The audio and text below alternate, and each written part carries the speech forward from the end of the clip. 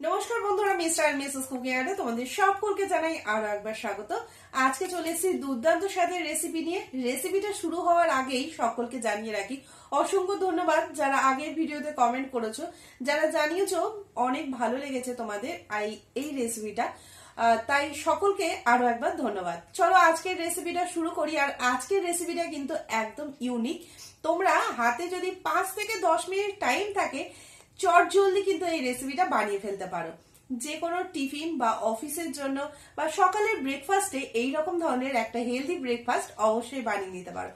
আজকের রেসিপি একদম দুর্দান্ত স্বাদে ডালিয়ার উত্তাপাম। তোমরা সুজি দিয়ে উত্তাপাম কিন্তু এর আগে আমার চ্যানেলে তোমরা দেখেছো, তাদের ভালো লেগেছে, কিন্তু আজকের একদম ইউনিক রেসিপি ডালিয়ার উত্তাপাম। চলো দেখে নি আজকের রেসিপি। যারা নতুন বন্ধু আছো এখনো পর্যন্ত আমার চ্যানেলটাকে সাবস্ক্রাইব করনি, তাড়াতাড়ি করে সাবস্ক্রাইব করে নাও, পাশে থাকা বেল আইকনটা ক্লিক করতে একদম ভুলো না। চলো দেখে নি আজকের রেসিপি। আমরা এখানে রেসিপিটার জন্য গাজর, ক্যাপসিকাম, বিনস এটা নিয়ে নিয়েছি ধনেপাতা, এরপরে আমরা নিয়ে নিচ্ছি ডালিয়া। আজকের মেন যে রেসিপির যে উপকরণ সেটা হচ্ছে ডালিয়া। ডালিয়া দিয়েই আজকের দুর্দান্ত স্বাদে ব্রেকফাস্ট বলুন বা টিফিন বলুন আমি এটা আজকে রেডি করছি। তো ডালিয়াটাকে আমরা নিয়ে প্রথমে কড়ার মধ্যে একটু নাড়াচাড়া করে নেব, হালকা গরম করে নেব। ভাজার কোনো দরকার নেই, কিন্তু একটু হালকা হালকা গরম হলেই এটাকে নামিয়ে দেব। ঠিক এইভাবে আমরা এটাকে একটু নাড়াচাড়া করে নেব। তাতে কি হবে, আমরা যে রেসিপিটা আজকে বানাচ্ছি উত্তাপাম, সেটার টেস্ট অনেক ভালো আসবে। এরপরে ডালিয়াটাকে একটা মিক্সার গ্রাইন্ডারে নিয়ে এটাকে গুঁড়ো করে নিচ্ছি।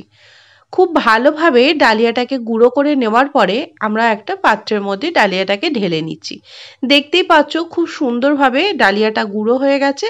আর এরপরে এর মধ্যে আমরা দিয়ে দিচ্ছি টক দই। টক দইটাকে আমরা দিয়ে এটাকে ভালো করে আগে মিশিয়ে দেবো। আর এর মধ্যে দিয়ে দেবো নুন। টক দইয়ের সাথে আমরা নুনটাকে এখানে অ্যাড করে দিচ্ছি, দিয়ে এটাকে সামান্য একটু আমরা জল দিয়ে দিচ্ছি। জলটাকে দেওয়ার পরে এটাকে আমরা খুব ভালো করে মিশিয়ে দেব। আর মিশিয়ে ডালিয়াটাকে আমরা 10 মিনিটের জন্য রেখে দেব।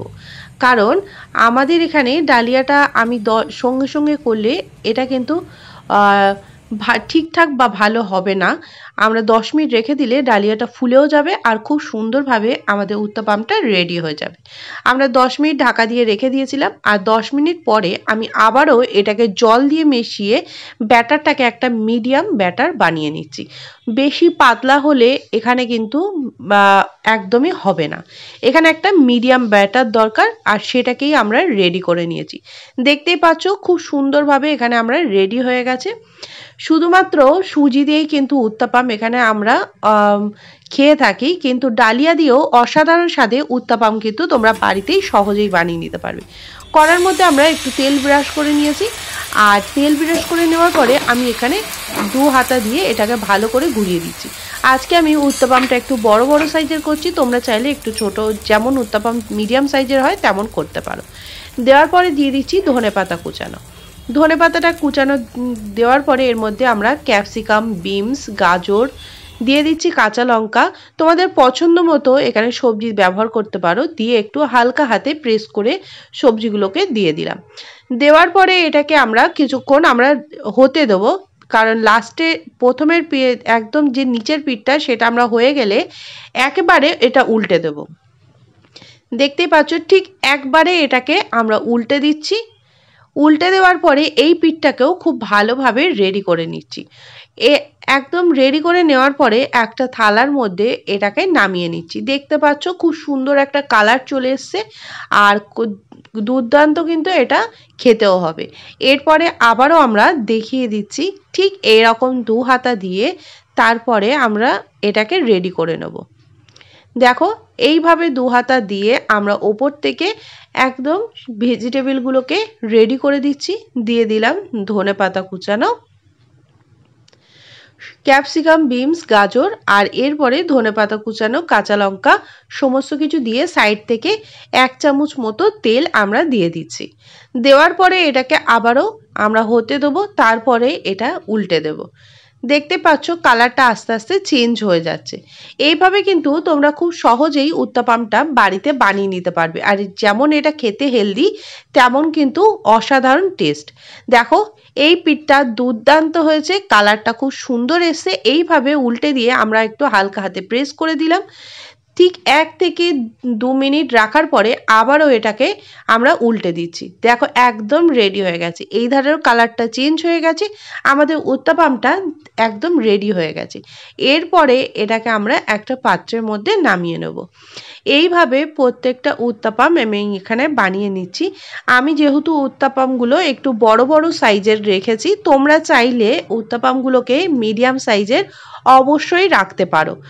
এই রকম ছোট ছোট সাইজেরও রাখতে পারো, কিন্তু আমি একটু বড় সাইজের এখানে রেখেছি।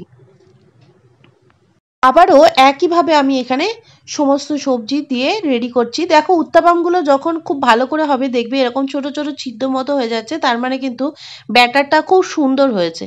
এইভাবে তোমরা খুব সহজেই বাড়িতে একদম 5 মিনিটের মধ্যে এই উত্তাপামের রেসিপিটা ট্রাই করতে পারো। আর যদি ভালো লেগে থাকে রেসিপিটা, অবশ্যই তোমরা দেখতে দেখতে একটা লাইক করে দাও।